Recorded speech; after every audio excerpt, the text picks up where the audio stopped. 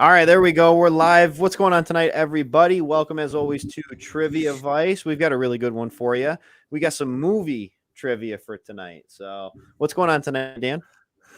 Oh, not too much. So I made every single question tonight. I don't really know how some of the questions I don't know how I feel about. I think I could have made easier ones, and some of them I think I could have made harder ones. But I think I did a pretty good job of finding the middle here, finding the middle. Excuse me, the middle ground. Let's see. So we kind of cover. I don't know. We cover. Trying to think of the latest back I go. The furthest back I go. Definitely at least 50 years. I'm trying to think if I go back any further than that. Yeah, I do. I go back to one in the 40s. So, yeah. Oh, nice. So we got some good ones. I say Dan made all the questions, so I'll probably play along a little bit as we're going through as well here. So I say do you want to just get into it? Let's do it. Yeah, we have a low turnout tonight. So, but Bills and Patriots are playing tonight. I know. Hey, I understand. So that's fine. Let's get to it. Let's do it. All right, let's see. Let's do that. Let's get it started here. Bum, bum, bum. Let's take that down.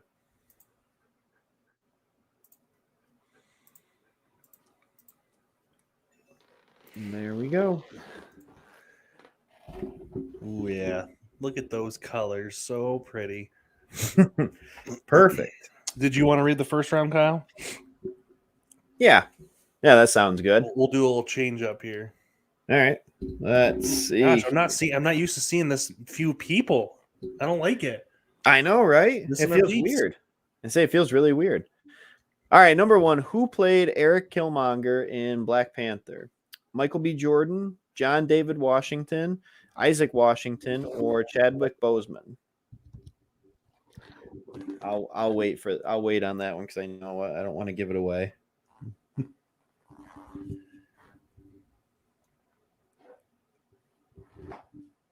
lot of different answers on it. So Killmonger was played by Michael B. Jordan. Yes. So John David Washington is actually Denzel Washington's son. He was just in. He's a good actor. He is. Isaac Washington, to my knowledge, is not a real person. As you said, I don't think so. But it sounds like a real person, which is that's the key right there. And of course, Chadwick Boseman, who played Black Panther. So there we go. We're starting to get some peeps on now. But yep. Just a little late to the game, but that's okay. Might be YouTube just faking us out a little bit too. Why? Yeah, I don't know why that's a thing all of a sudden. We got our crap together with the answers and everything, and YouTube seems to just be dropping the ball on the side. Mm-hmm. All right, number two. The song "She's Like the Wind" was sung by Patrick Swayze for which movie? Strange Fantasy, Roadhouse, Ghost, or Dirty Dancing?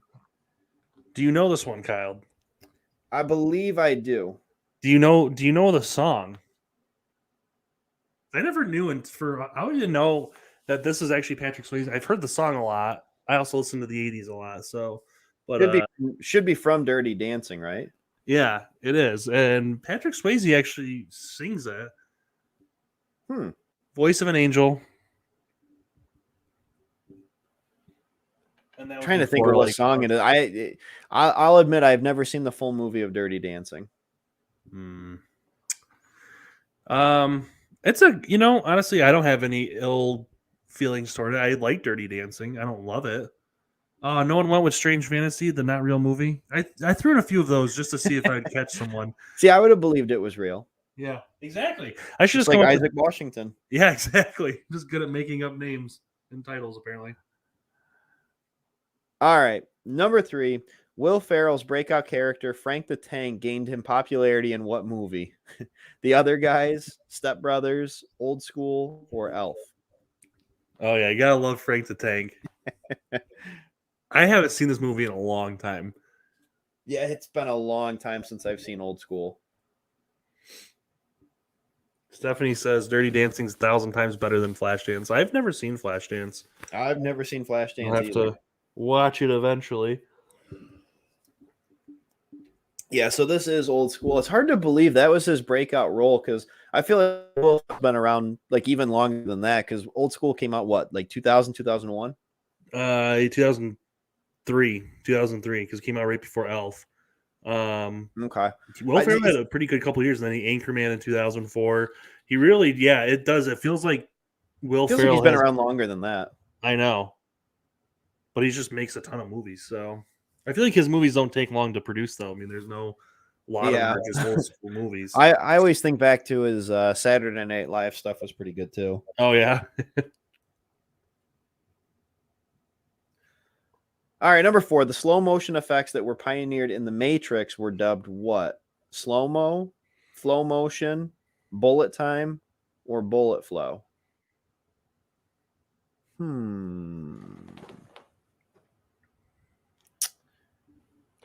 I've got a guess. Cedarson says his breakout movie was Night at the Roxbury. See, Night at the Roxbury, I feel like wasn't really. I feel like it's gained cult status, but I'm saying like the first like big actual box office success, because I don't think Night at the Roxbury even actually made any money. I think it was one of those movies that got popular. I think it's 20 years later, just because it was so stupid. It's so bad, it's good. I think is it flow motion? No, it's bullet time. Really? Yeah. Did we get anybody that got that? Let's Joey got it. Who else? Anybody else? I think Joey. Yeah, Joey's it. Yeah, bullet time is the term used for like when the bullets go by really slow and you can see like the ripple of them and everything, and everyone's in midair punching each other.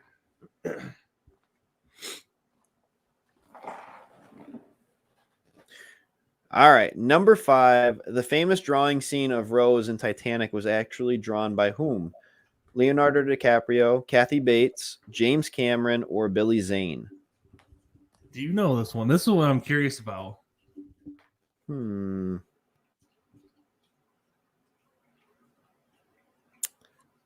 going to go with James Cameron. Kyle's going James Cameron. Yeah, so it actually was James Cameron who was the director of the movie, and he is left-handed. So they had to reverse the shot in post-production to make it look like it was right-handed because Leonardo DiCaprio is right-handed. Yeah. Wow. Fun fact there. But yeah, that's pretty talented. That's pretty amazing that he did that. As you said, that's pretty amazing that he could do that. I was going to say, at first I was going to say Kathy Bates just because I feel like, I mean, at least compared to myself, I'm not very artistic at all, and I feel like women have a lot more like artistic abilities than a lot of men do. Oh, okay. At least compared to me. So I figured like, okay, she's the only woman on there. It's probably her. And then I was like, yeah, but that'd be pretty crazy if James Cameron did it. Going with a wide swath there, saying basically women are better at art. What's that? I said you're going with like the wide generalization there. The women are better at art. I mean, well, comparative to me. Comparative to me. Okay. Yeah. I think pretty much everyone's better than you.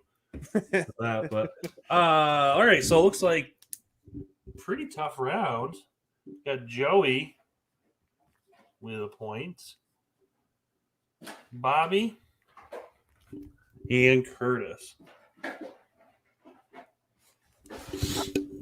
Going into round number 2. Round 2.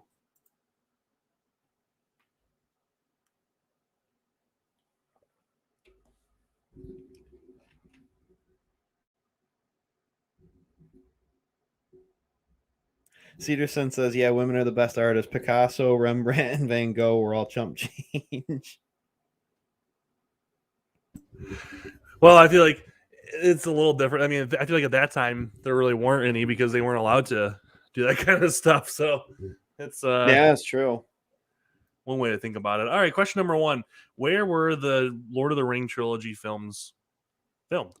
New Zealand, Georgia, excuse me, Fiji, or Australia?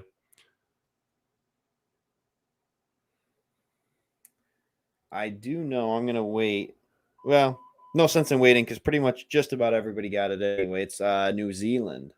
Correct. So Peter Jackson, the director of all the films, was from New Zealand. He wanted to film there because the landscape, they originally wanted to do a lot of it in, obviously, CG, a lot of it, have the mountains and everything put in with a soundstage, but he wanted to use New Zealand's natural beauty. And also, they could get big tax breaks doing that. The film, they filmed for like 2 years. They did all of them all at once. I was gonna say, didn't they film every single one of them at once? So Yeah. So he's actually from New Zealand. Yeah. Okay. I thought he was Australian. I knew they filmed in New Zealand. I feel like there's like pretty much the same thing. New Zealand and Australians are pretty much the same people. I was gonna say, I'm pretty sure like they have like a similar accent for sure. Yeah. All right. Question number 2: what actor wore a toupee playing James Bond? Sean Connery, Roger Moore, Pierce Brosnan, or Daniel Craig? I know who it is. I don't want to give it away. Oh, Kyle knows. Well, it's gotta be Sean Connery, because I mean Pierce Brosnan, you don't fake those luscious locks. Yeah, that's true. Pierce Brosnan and Daniel Craig is like the ultimate man. So yeah. I'm going Sean Connery, because he was pretty well bald by the time, at least towards the end. Yeah, so Sean Connery began balding at the age of 17. A lot of people don't know that, because obviously, but yeah, he wore a toupee for every time he played James Bond, including the original Dr. No was a toupee. And he was very sensitive about it until he kind of embraced it after he got done with Bond. He really started, like, obviously just letting it go. He didn't care. But you got to think, though, that's pretty hard. You have this image, you don't want people to think of you differently. So, and like I said, Pierce Brosnan, you don't fake those luscious locks. Yeah, that dude's got a mane. All right, question number 3: what item is in every fight, or excuse me, what is it? Item is in every scene in Fight Club? A pack of cigarettes, a Starbucks cup, Pepsi bottle, or a bar of soap? I think I know this, because I'm pretty sure I saw this like randomly somewhere. I gotta be honest, I'm not a huge Fight Club fan. All right, I'm gonna say Fight Club is, and I say this about a few movies probably, but I feel like Fight Club is the most overrated movie I've ever seen. Mm-hmm. I did not enjoy it one bit. I really did not. I don't see what all the fuss is about. I was going to say on this, I think it's a Starbucks cup, isn't it? It is. Starbucks cup is in every scene in Fight Club to show the marketization of the world, essentially, how we've all become ingrained in society with corporate and corporations and stuff. And essentially that's what Fight Club's about, is fighting back. And I just, I think it's because I don't like Edward Norton as a person. I don't like him as an actor. I hear he is he's a huge asshole, apparently. Like, he's gotten kicked off half the movies. He didn't get asked back in Marvel as Hulk because they hated him so much. Yeah. The guy's just a dick. All right, question number 4. What movie would be the first movie in Marvel Cinematic Universe if it was in chronological order? Iron Man, Doctor Strange, Captain Marvel, or Captain America: The First Avenger?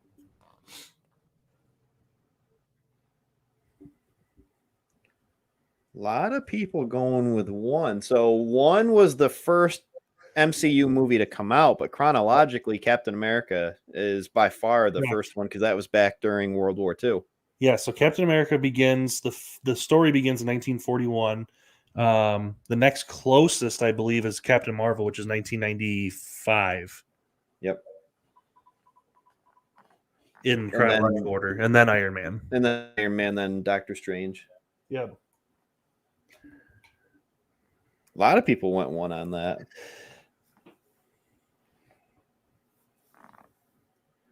Which one's your fave on that list?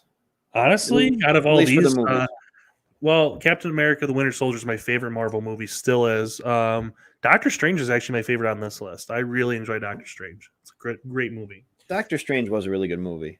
All right, question number 5. How did Charles Kane become wealthy in the movie Citizen Kane? Is it steel and oil, radio station magnate, newspaper publisher, or a car manufacturer? All right, so this right here is going to trigger you, Dan. So Cicely and I were having this conversation the other day at work. She said Winter Soldier is bottom 3 for her in the MCU. How? That's what I said. She's like, I just find it really boring. I'm like, how can you possibly be bored during that movie? It's literally an espionage government conspiracy. I went on like a soapbox rant. I'm like, how can you possibly be bored during that movie? It's literally like everyone universally loves it. It's got like a 95% on Rotten Tomatoes. Not that Rotten Tomatoes should be like the end all be all for what makes a film great, but because they gave Last Jedi like a 95. So So yes, Charles Kane was a newspaper publisher.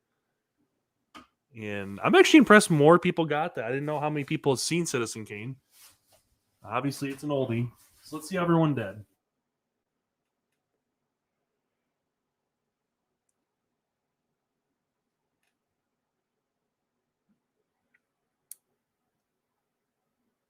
You did say the other night that there'd be nobody that got all of them right.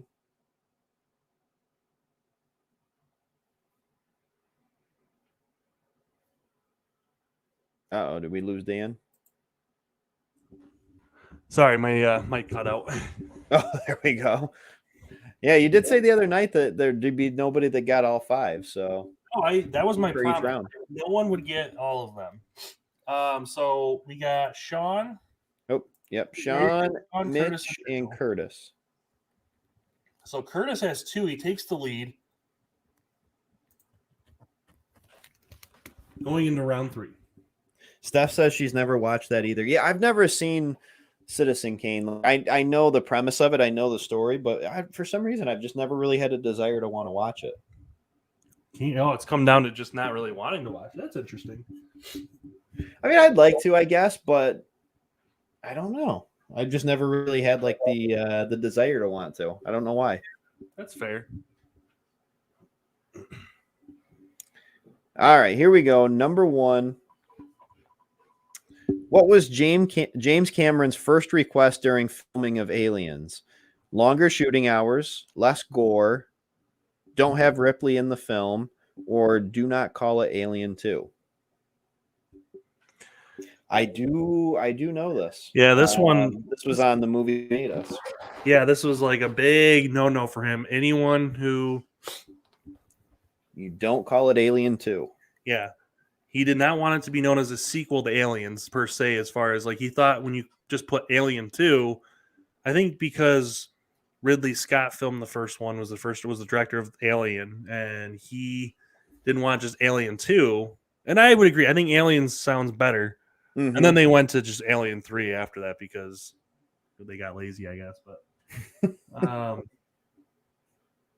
yeah, I would actually say Aliens is my favorite in the franchise by a pretty large margin. I do enjoy the original Alien, but they're very different films. Aliens is definitely more of like a shoot 'em up mixed with horror, where Aliens is just straight a horror. Yeah, I would agree. Aliens is my favorite out of all of them. I haven't seen it in a while, though. I need to go back and rewatch it. Yeah. Number 2, the movie Easy A is homage to what classic novel? The Scarlet Letter, Catcher in the Rye, Love Story, or Animal Farm? So fun fact about that, when you just said homage, and Steph and I actually had an argument about this long ago, years and years ago. Because I said homage. Because I say homage. And apparently there's not a wrong way. You can say it either way. It's not incorrect either way. But I have always said homage. But I know a lot of people say homage or homage, whatever. But yeah. Steph says Emma Stone's great. Yeah, I like Emma Stone. She's good in pretty much everything she's in. Yeah. Yeah, I'm trying to think of something I don't like her in. And I got nothing. So I think this is the Scarlet Letter. I've never seen Easy A, but I believe it's the Scarlet Letter. Yes. Yep. I think wasn't that like one of her first big movies? I think that was like her first breakout movie. It was either that or Superbad, I think. Yeah. Well, I think Superbad came first, but she was like the lead in Easy A, where Superbad, she was more of like a side character. Yeah. Like the love interest. All right, number 3. What is not a rule for caring for a gremlin? Don't let it get cold. Don't let it get wet. Don't feed it after midnight. Or do not expose it to bright lights. Oh, do you know? This is a tougher one, I think. And I mean, maybe not. I really love Gremlins, but I know a lot of people either haven't seen it or just haven't seen it in a while. It's one of those movies I feel like a lot of people haven't seen it in a while. I think it's either 1 or 2. I think it's 2. Nope. It is number 1. Don't want to let it get cold because you do not want to get it wet. You get it wet, and that's how it originally multiplies. Gremlin in the movie originally multiplies. It gets wet, and then they get hungry after midnight and eat a bunch of chicken. Steph says, dang it, she read the question wrong. Yeah, that can be hard too. So, see, I thought the bright lights one would be one that someone would get to or something. I feel like the midnight one everyone knows. Even if you haven't seen Gremlins, you know not to feed them after midnight. All right, number 4. Before Arnold, who was originally James Cameron's first choice to portray the Terminator? O.J. Simpson, Mike Tyson, Lou Ferrigno, or Dorian Yates? So I didn't realize until now I kind of gave James Cameron some love today. And I think it's because I'm normally hard on him, because I love some of his movies. I love Terminator, I love Aliens, and I love T2. T2 is my favorite action movie of all time, probably. Oh, T2 is amazing. But I also think and I love True Lies. I think True Lies is a top 10 underrated gem of all time. It's a great, great movie. I also think he's got some overrated ones. I believe it was Lou Ferrigno, wasn't it? No. So it's O.J. Simpson. Really? So James Cameron did not pick O.J. Simpson because he, quote, thought he was too nice of a guy for people to believe. Because this is when O.J. was a football star and everything, but he thought he was too nice of a guy for people to reasonably believe he could be a killing machine. Which is crazy. Yeah, see, Sean likes True Lies. True Lies is a great, great effing film. I love that movie. Number 5, what was the first Stephen King novel to be adapted into a movie? The Shining, Firestarter, Cujo, or Carrie? Sean says O.J. Simpson as Terminator based on a true story. So I believe this is Carrie.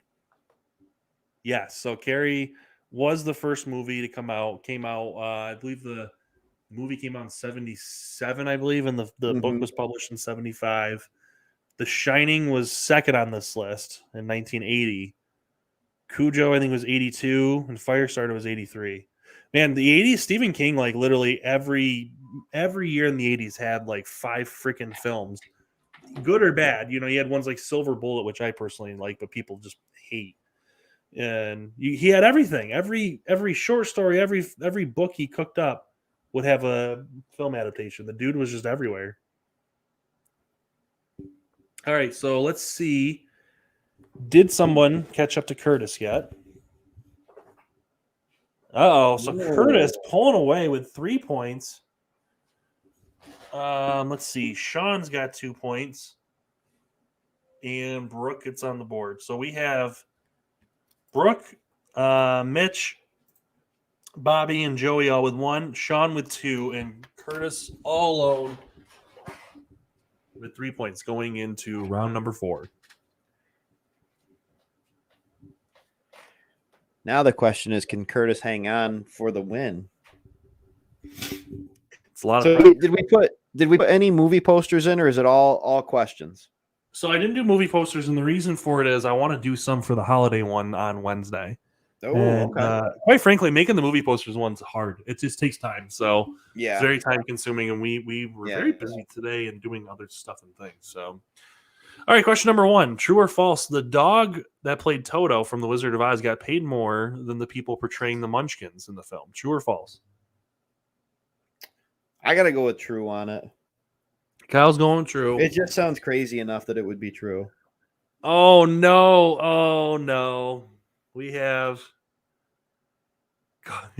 Carlos likes Maximum Overdrive. Carlos? I like Maximum Overdrive too. Stephen King directed that himself. He was extremely high on cocaine. This is when Stephen King was no, seriously, he was. If you watch the promo trailer for it and stuff, he actually is on there himself, and you can just tell the dude is zonked. That was at the height of his, when he was an alcoholic and he was on cocaine. He directed this film with Emilio Estevez as the action hero, where these machines all go like crazy and start killing people. And Maximum Overdrive is a batshit crazy film that I absolutely love. It's a great movie. It's so bad it's good. But that's the case for most Stephen King movies. So sadly, the Munchkins they got paid $50 a day. Or a week, excuse me. And Toto got $125. Wow. So the quote, "I love smell of napalm in the morning" is from what movie? Saving Private Ryan, Glory, Full Metal Jacket, or Apocalypse Now?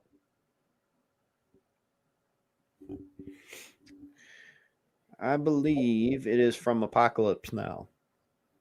Kyle's going Apocalypse Now. I am a little relieved. I don't think anyone went with Glory just because that was a Civil War film. So they didn't use napalm in the Civil War. It'll look a little different. But yes, it is Apocalypse Now. So that and Full Metal Jacket are both Vietnam films. Saving Private Ryan's World War II, and Glory is. I was trying to think of something that was another like Vietnam era film, and I just couldn't. I don't know why I drew a blank, and for some reason, Glory kept popping up in my head, and I'm like, yeah, why not? Should have put the Patriot on there. Yeah, that's right. Mel Gibson with napalm on the tip of the flag.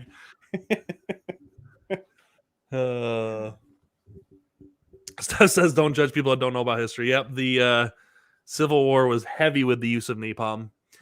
All right, question number 3. What actor was originally planned to voice Shrek? Will Ferrell, Owen Wilson, Chris Farley, or Ben Stiller? We just watched actually Shrek 2. Lila's really into Shrek right now. So Shrek was awesome. So this is Chris Farley was originally supposed to voice him before Mike Myers, and he OD'd and passed away. Yeah, it was all the way back in 1995 when DreamWorks really got started as a company. They were going to do Shrek, and they were going to have Chris Farley. Yeah, and obviously the rest is history. When Mike Myers came on, honestly, I don't think I could imagine anyone else. Like, it's hard now to imagine. Like, I love Chris Farley, cracks me up. I just don't know if that would have been a right fit. I agree. Like, I don't think he could pull off that accent.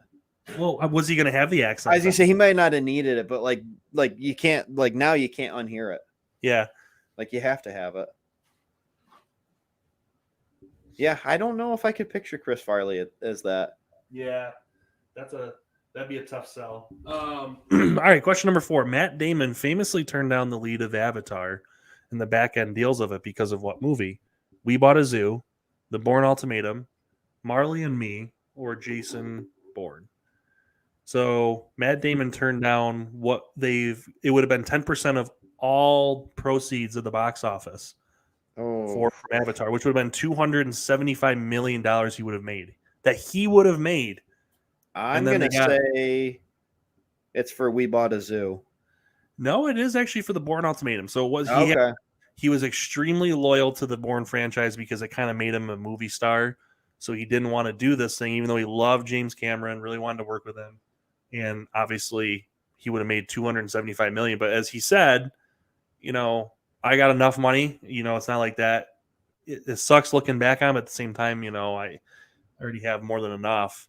But just think about that. Yeah. Instead, Sam Worthington, who really had a run there for a while. He had the Terminator movie with Terminator Salvation. He had Avatar all in a couple of years and just never really capitalized on it. I was going to say he had like a couple of years there, and then all of a sudden you just don't hear from him anymore. All right. Final question of the 4th round. What is the highest grossing movie sequel of all time? Star Wars The Force Awakens, Jurassic World, Avengers Infinity War, or Avengers Endgame?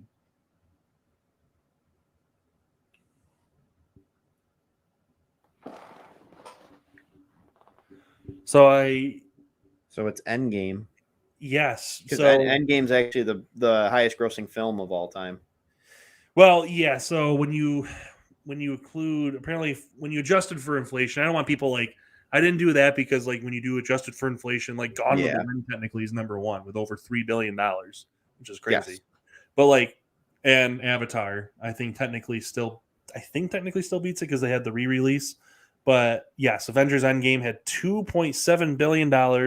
Next closest here was The Force Awakens with $2.3 billion. Avengers Infinity War with $2 billion, and Jurassic World with $1.6 billion. All a lot of money.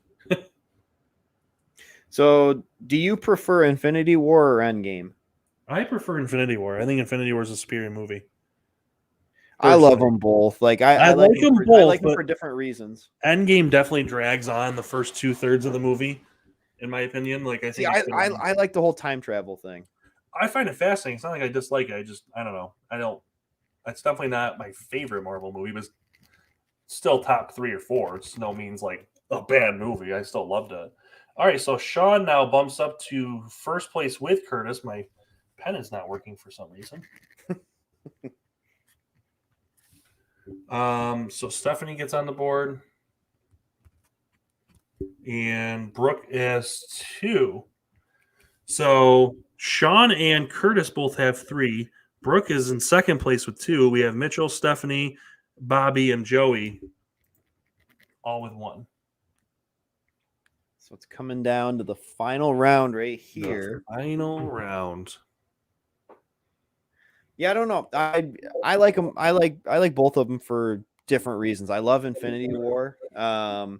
I think the action in it is awesome, and it moves at just a much faster pace. It does, and honestly, I like the fact that Infinity War is Thanos' movie. Thanos is kind of the hero in the movie, if you really think about it. Yeah, it's his movie, and I like Thor's whole arc in that movie. Yes. Number 1, in the movie Scream, Billy's motivation for killing is revenge. What is Stu's? Revenge, peer pressure, insanity, or fame?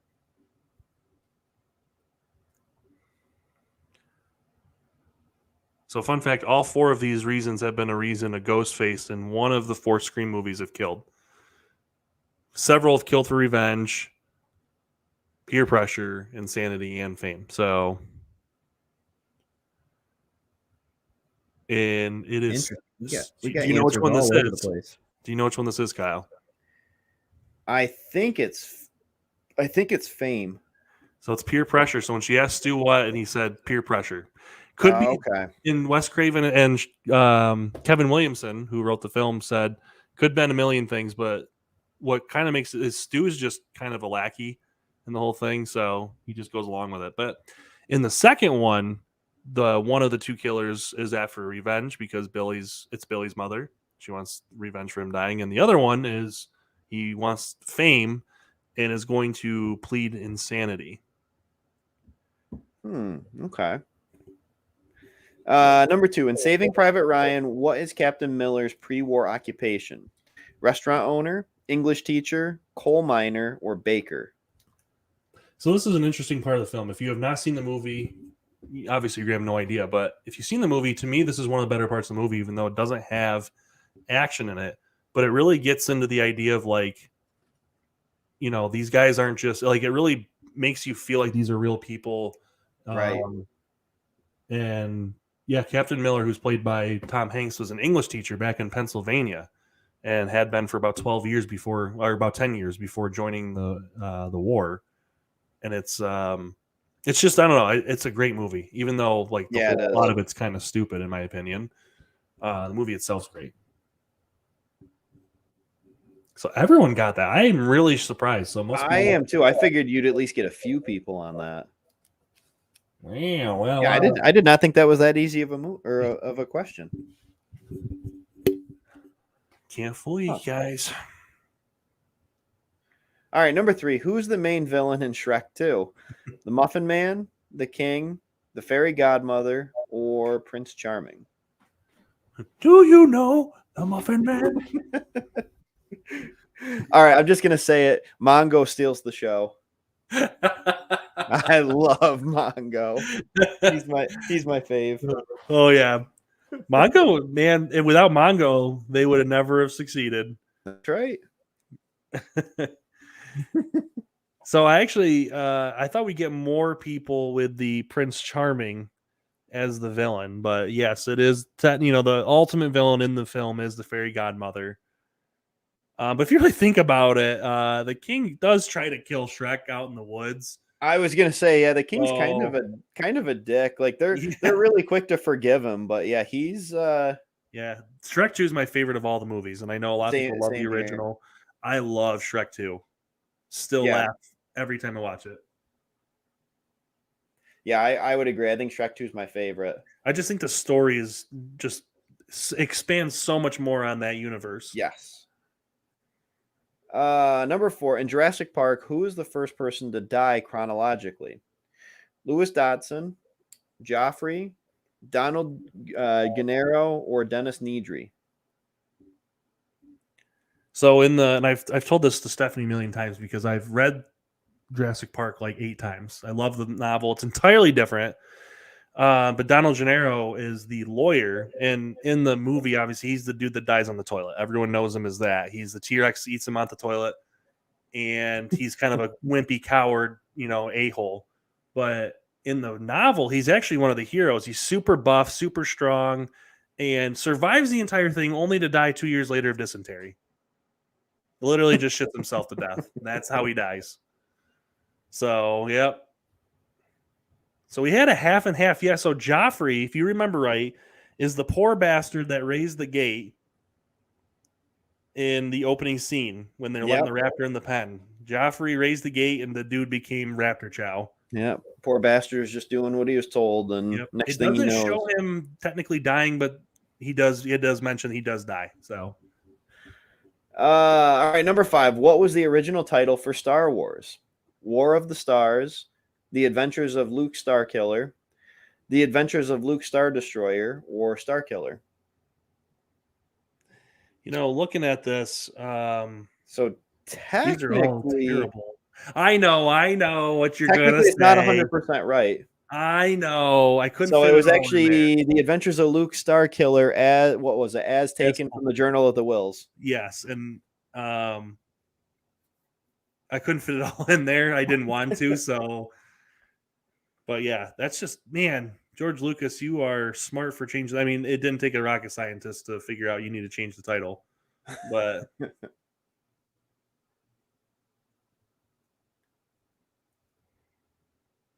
Got a lot of people on that one. Yeah. It's going to be interesting. This is going to be really. Sean got that one and Curtis didn't. Is that going to be the. I know. Who pulls out the dub here? Is that going to be the. Oh, neither of them. Nobody.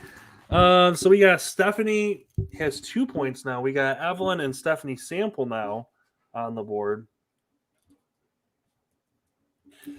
And Sean and Curtis are tied right now for first place with Brooke, who could technically force a 3-way first place win here if done the right way. So I do have a bonus. Right. Problem is I'm trying to think of how I actually got to change the premise of it, because you could be here a while. So I like to do ones with dates, because dates, if you're not right, it's whoever guesses closest. Whereas if you do names, you could be here a while. So, Kyle, go ahead, pick a movie. Okay, I got one that we can.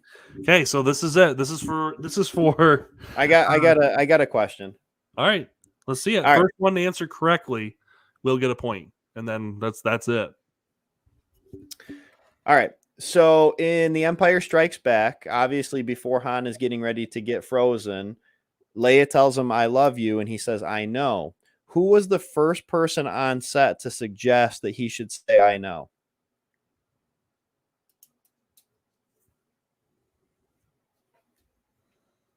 Kyle, go with the Star Wars question. Always. I mean, I'm not going to fault you for it.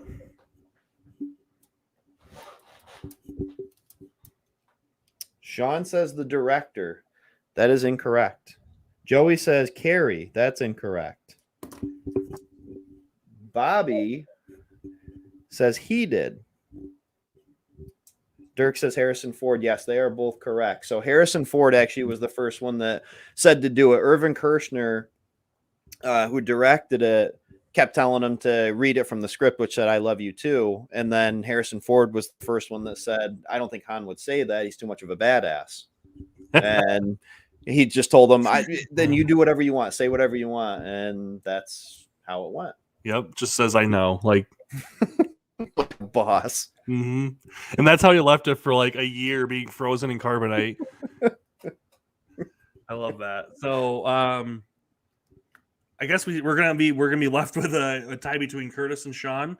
Both got first, and then Brooke got second place. So, guys, on Wednesday we got a really big game planned, actually. So it's going to be 6 rounds.